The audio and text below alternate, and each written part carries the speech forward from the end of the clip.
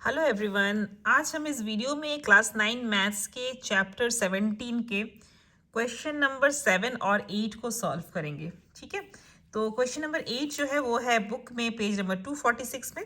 तो एक बार हम क्वेश्चन को ठीक से पढ़ लेते हैं कि क्वेश्चन कहता क्या है। तो देखिए, क्वेश्चन नंबर 7 कहता है कि त्रिभुज एबीसी की तीन मध्यमाएं एडी, बीई और सीएफ एक दूसरे को जी बिंदु पर काटती हैं। त्रिभुज एबीसी का क्षेत्रफल 36 वर्ग सेंटीमीटर हो तो नंबर 1 त्रिभुज एजीबी का क्षेत्रफल, नंबर 2 त्रिभुज सीजीई का क्षेत्रफल और नंबर 3 चतुर्भुज बीडीजीएफ का क्षेत्रफल ज्ञात करें। तो इन तीनों का क्षेत्रफल हम लोगों को ज्ञात करना है। तो देखिए हम लोग कैसे करते हैं इसको। हम लोग क्या करते हैं, सबसे पहले एक त्रिभुज का चित्र अंकन करते हैं और जो जैसा दिया गया क्वेश्चन में उसके मुताबिक हम लोग जो है यहाँ पे चित्र जो है वो बना लेते हैं। तो दिया गया है कि त्रिभुज एबीसी की तीन मध्यमाएं एडी, बीई और सीएफ परस्पर को जी बिंदु पर काटती है। तो हमने क्या क्या किया, सबसे पहले एडी जो है मध्यमा बनाया, बीसी भी सीएफ भी मध्यमा बनाया और बीई भी मध्यमा बनाया। तीनों मध्यमा को बना दिया और ये तीनों ही मध्यमाएं जी बिंदु पर जो है परस्पर को काटती है। ओके, एवं दिया गया है क्वेश्चन में कि त्रिभुज एबीसी का जो क्षेत्रफल है वो है 36 वर्ग सेंटीमीटर। अब हमसे कहता है कि हमें त्रिभुज एजीबी का क्षेत्रफल निकालने को क्वेश्चन में कहा जाता है। तो एजीबी कौन सा है देख लीजिए, एजीबी ये जो त्रिभुज है ये है एजीबी, तो इसका क्षेत्रफल हमें ज्ञात करना है। तो देखिए हम क्या लिखते हैं क्वेश्चन नंबर 1 में कि हम जानते हैं कि त्रिभुज एजीबी अर्थात इसका मतलब क्या है कि त्रिभुज एजीबी का क्षेत्रफल, इसको शॉर्ट में हम लोग ऐसे लिख सकते हैं। ठीक है, तो त्रिभुज एजीबी का क्षेत्रफल बराबर त्रिभुज जीबीसी का क्षेत्रफल। देखिए जीबीसी कौन सा है, जीबीसी। तो हम लोग जानते हैं, क्या आप जानते हैं कि एजीबी का क्षेत्रफल बराबर होता है जीबीसी के क्षेत्रफल के और वो बराबर होता है एजीसी का क्षेत्रफल। अर्थात इन तीनों त्रिभुजों का जो क्षेत्रफल है वो आपस में बराबर होता है। तीनों का क्षेत्रफल जो है वो आपस में बराबर होता है और वो तीनों ही किसके बराबर होता है, वो तीनों ही इस पूरे त्रिभुज के 1/3, ठीक है, 1/3 हिस्सा होता है। तो सबसे पहला लाइन हम लोग वही कर लेंगे कि हम जानते हैं कि त्रिभुज एजीबी का क्षेत्रफल बराबर त्रिभुज जीबीसी का क्षेत्रफल बराबर त्रिभुज एजीसी का क्षेत्रफल बराबर 1/3 त्रिभुज एबीसी, ये बड़ा वाला। तो देयरफॉर तो हम लोग को सिर्फ क्वेश्चन में बोला है एजीबी का क्षेत्रफल चाहिए, तो इसीलिए एजीबी का क्षेत्रफल बराबर हो जाएगा, इसको हम लोग को चाहिए नहीं तो इसको छोड़ सकते हैं। तो एजीबी का क्षेत्रफल बराबर हो जाएगा 1/3 एबीसी का क्षेत्रफल। अब एबीसी का क्षेत्रफल कितना दिया गया देखिए क्वेश्चन में 36, तो एबीसी के क्षेत्रफल की जगह में हम लोग क्या लिख लेंगे 36। अब इसको काट देंगे तो 3 से काटेंगे कितने बार में कट जाएगा, 12 में, 12 बार में कट जाएगा। तो इसीलिए त्रिभुज एजीबी का क्षेत्रफल हो जाएगा 12 वर्ग सेंटीमीटर, आंसर। ठीक है, उसके बाद क्वेश्चन नंबर 2 में क्या कहता है, क्वेश्चन नंबर 2 कहता है ये त्रिभुज सीजीई का क्षेत्रफल भी हमें ज्ञात करना है। तो सीजीई कौन सा है, चित्र में देख लें, सीजीई देखिए ये छोटा वाला त्रिभुज।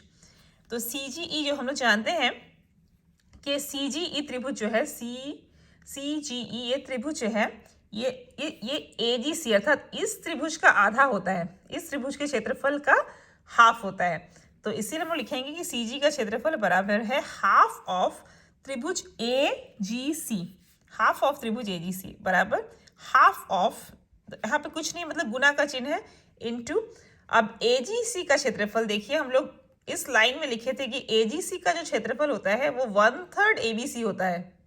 ठीक है, तो एजीसी बराबर 1/3 एबीसी, तो एजीसी की जगह में लिखेंगे 1/3 एबीसी। ओके, बराबर, तो ये हाफ और ये 1 × 1 1 और 2 3 जा हो जाएगा 6 और त्रिभुज एबीसी बराबर 1/6 इंटू ये 1/6 उतर गया इंटू त्रिभुज एबीसी का क्षेत्रफल कितना दिया गया है क्वेश्चन में 36, तो इंटू 36, तो हम इसको काटेंगे तो 6 × 6 36, 6 बार में कट जाएगा, तो 6 वर्ग सेंटीमीटर इसका आंसर हो जाएगा। उसके बाद नंबर 3 है, क्वेश्चन पूछता है कि चतुर्भुज बीडीजीएफ का क्षेत्रफल ज्ञात करें। बीडीजीएफ कौन सा है देखिए चित्र में, B D G and F, ये चतुर्भुज का क्षेत्रफल भी निकालने को कह रहा है। तो बीडीजीएफ का क्षेत्रफल बराबर हो जाएगा त्रिभुज एबीडी का क्षेत्रफल। देखिए ए बी डी का क्षेत्रफल, ये जो क्षेत्रफल है इस क्षेत्रफल से अगर हम लोग ये वाला त्रिभुज को माइनस कर दें, ए एफ जी को माइनस कर दें, तो कौन सा चतुर्भुज बच जाएगा, ये वाला चतुर्भुज। तो इसीलिए हम लिखेंगे कि इस चतुर्भुज का क्षेत्रफल बराबर होगा ये पूरा बड़ा वाला त्रिभुज A B D minus A F जी।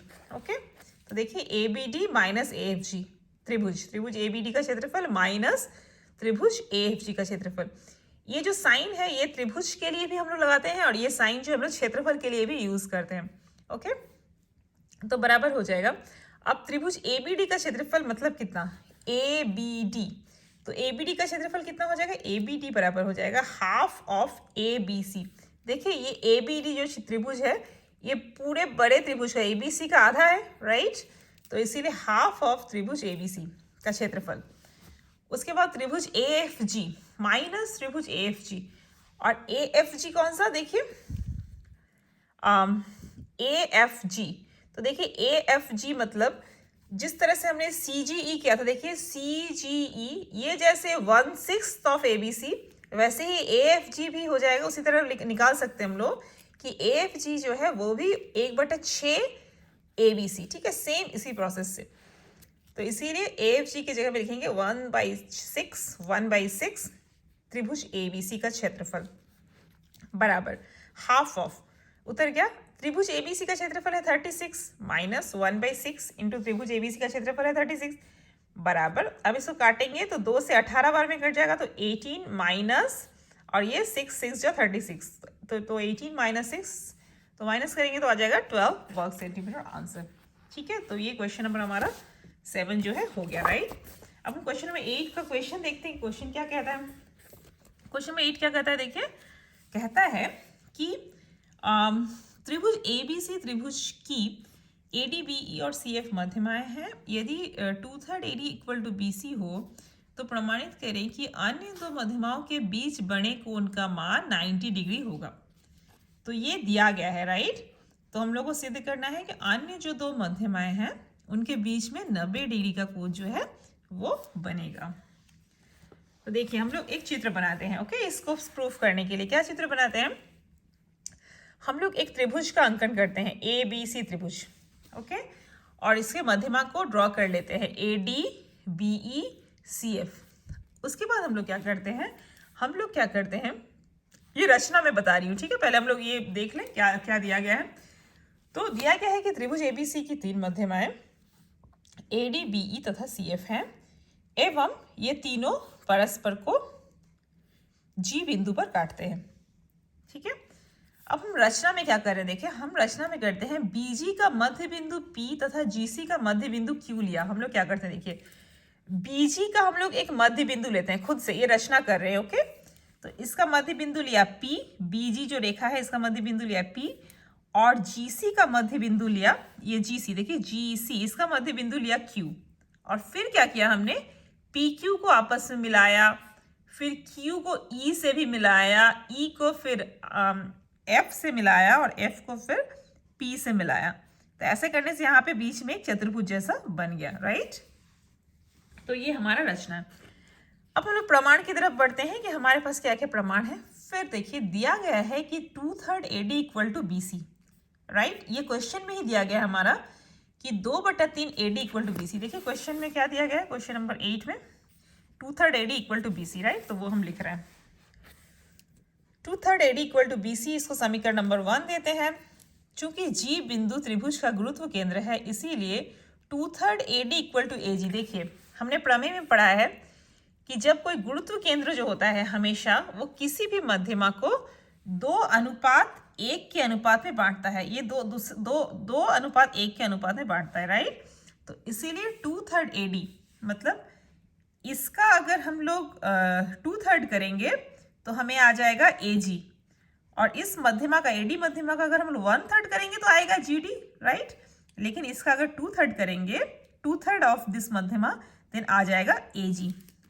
तो इसीलिए ये हमने प्रमेय में पढ़ा है, राइट।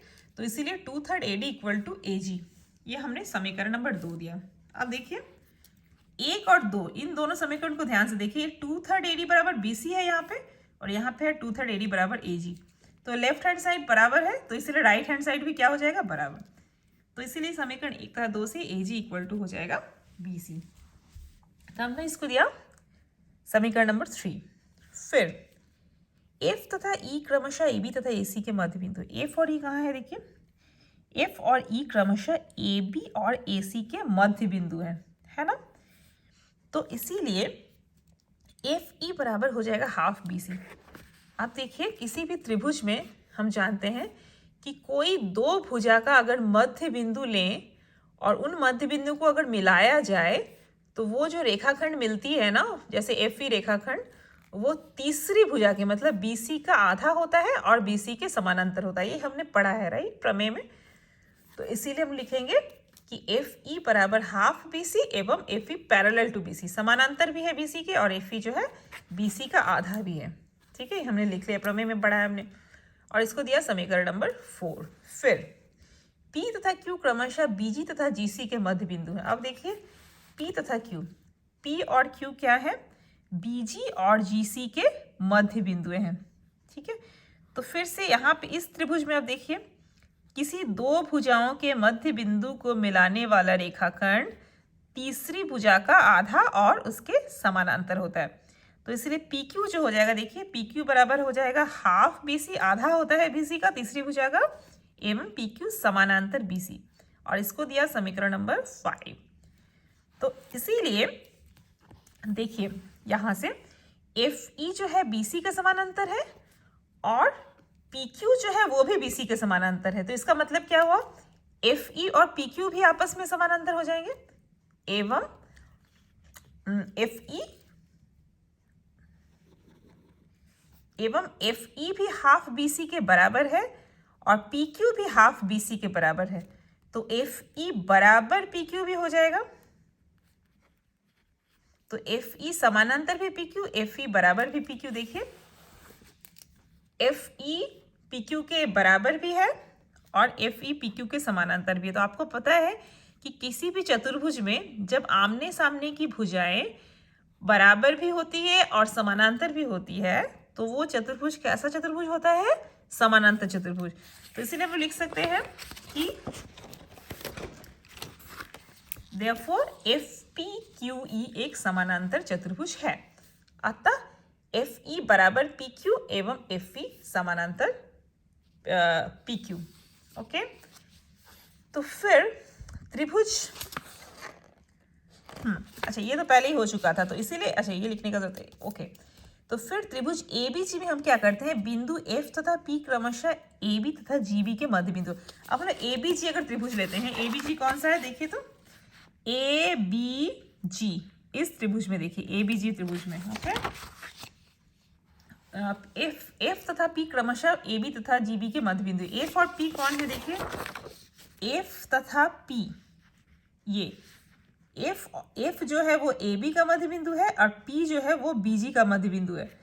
तो इसीलिए किसी दो भुजा के मध्य बिंदु को मिलाने वाला रेखाखंड तीसरी भुजा का आधा और समानांतर होता है। तो इसीलिए FP जो हो जाएगा इसका आधा भी हो जाएगा और समानांतर भी हो जाएगा। तो इसीलिए देखिए FP जो है वो समानांतर भी हो जाएगा AG के एवं FP जो है वो बराबर, वो हाफ ऑफ AG का आधा भी हो जाएगा राइट। तो बराबर हाफ ऑफ। अब समीकरण 1 में क्या है, AG और BC जो है वो समान दिखाया गया। देखिए समीकरण नंबर 1 में समीकरण नंबर 1 में कहा गया, समीकरण number 1 this one is right. तो AG और BC जो है वो समीकरण 3 में, सॉरी, AG और BC जो है वो बराबर है। तो हम लोग समीकरण 3 से हम लोग लिख सकते हैं, समीकरण 3 से AG की जगह हम लोग BC लिख सकते हैं, हाफ ऑफ AG नहीं लिख के BC। तो हाफ ऑफ BC जो है वो FE के बराबर है। ठीक है, यहाँ पे हमने देखा है half of BC equal to FE के बराबर। ठीक है, तो इसीलिए अब देखिए FP तो क्या हो गया एंड में, FP बराबर किसके हो गया, FE के। तो विच इम्प्लाई FP बराबर FE। तो इसीलिए समानांतर चतुर्भुज FPQU में FP बराबर FE, देखिए FP बराबर FE बराबर PQ। देखिए FP बराबर FE। अब FE किसके बराबर है, FE बराबर है PQ के, और PQ किसके बराबर है, PQ बराबर है EQ के। तो इसीलिए कोई भी समानांतर चतुर्भुज में चारों भुजाएं जो हैं वो आपस में बराबर हो गई हैं। ओके, तो आपको पता है कि किसी भी समानांतर चतुर्भुज में अगर चारों भुजाएं आपस में बराबर हो जाएं, क्योंकि जनरली क्या होता है समानांतर चतुर्भुज में आमने सामने की भुजाएं बराबर होती हैं, है ना। लेकिन अगर चारों भुजाएं बराबर हो जाएं तो वो चतुर्भुज कैसा चतुर्भुज बन जाता है, एक रोम्बस बन जाता है। तो इसीलिए जैसे ही वो रोम्बस बन गया तो क्या हो गया कि इसीलिए दोनों विकर्ण एक दूसरे पर लंब होंगे, क्योंकि हम जानते हैं कि किसी भी रोम्बस में दोनों विकर्ण हमेशा एक दूसरे पर लंब होते हैं, अर्थात उन दोनों के बीच में हमेशा 90 डिग्री का कोण बनता है। तो इसीलिए एफ क्यू मतलब विकर्ण एफ क्यू जो है वो लंब हो जाएगा पीई के, अतः सी एफ तथा बीई के बीच में 90 डिग्री का कोण बनता है। तो यहाँ से क्या प्रमाणित हो गया कि सी एफ, अच्छा ये विकर्ण पीई और एफ क्यू ये दोनों एक दूसरे पे लंब हो गए, ठीक है। अब पीई मतलब क्या, पीई को हम लोग बीई भी बोल सकते हैं, क्योंकि ये सेम रेखा है ना, एक ही रेखा पर ये पीई बना हुआ है, तो इसलिए बीई भी लंब हो जाएगा किस पे, एफ सी के, क्योंकि एफ क्यू और एफ सी ये सेम रेखाखंड पर है। तो इसीलिए ये दोनों जो मध्यमाएं हैं ये परस्पर एक दूसरे पे लंब हो जाएंगी, अर्थात इन दोनों के बीच में कितने डिग्री का कोण बन जाएगा, 90 डिग्री का। हमें यही प्रमाणित करना था कि इन दोनों विकर्ण के बीच में 90 डिग्री का कोण बनेगा। तो बस हमारा हो गया, क्या था, सी एफ तथा बी के बीच में 90 डिग्री का कोण बनता है, प्रूफ्ड। ओके, तो इस वीडियो में बस इतना ही, मिलते हैं हमें नेक्स्ट वीडियो में फिर से। Thank you very much.